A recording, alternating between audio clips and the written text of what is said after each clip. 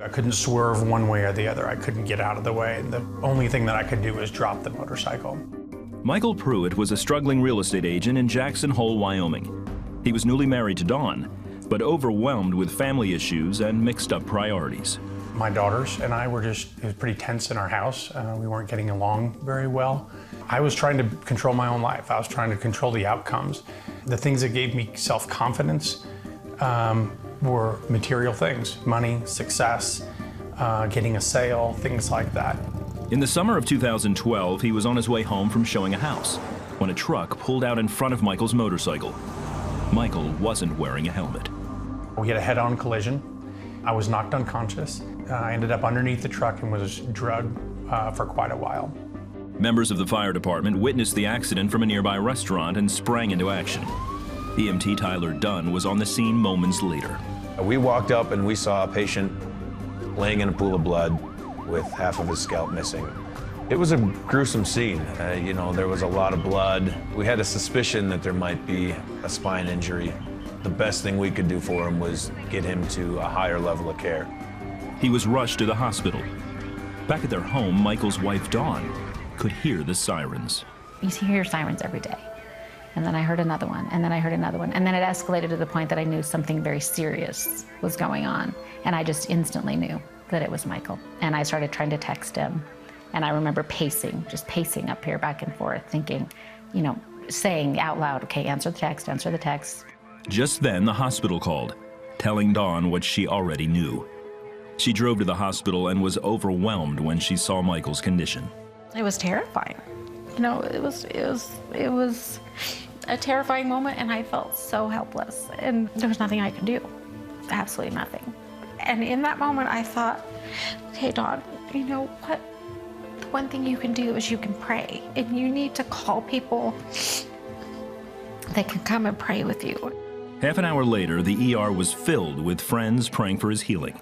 So when Dan and I arrived to the hospital, we laid hands on Michael to pray for the power of God's healing. It was that simple. He needed desperate healing from Christ.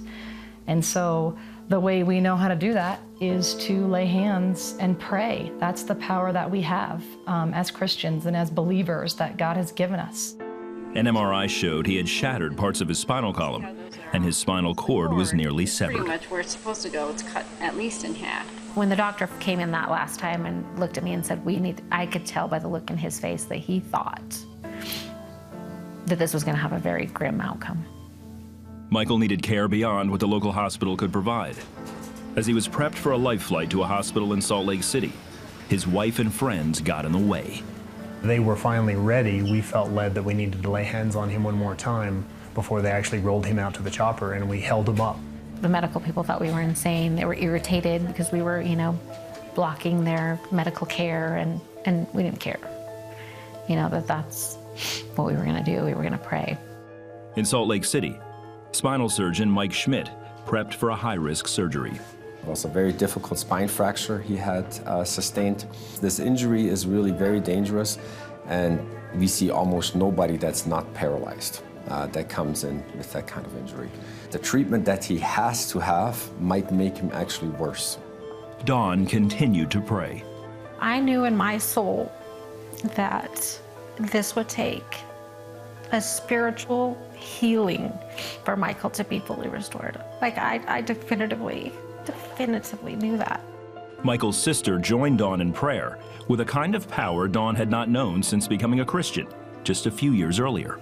She was inviting the Holy Spirit to come in there and to administer all of the restoration and peace and grace and healing that God promises us every day.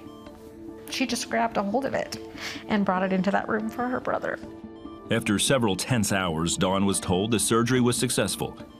As Michael began his recovery, Dawn says her faith began to change. It fundamentally changed the way that I walk in my relationship with Jesus. I guess it's like the God of the Bible that you read about and that you know is true and that you believe in and that you've surrendered, your life to and you rely on for salvation, became real. He can do all things if you just have faith and you ask and you believe and you surrender. When he awoke, Michael says a relationship with God became a priority like never before. I pressed into him from the minute I knew what had happened to me. The result of it for me is it's brought me so much closer in my relationship with God. I've gotten off the throne of my life and put Jesus Christ on the throne of my life.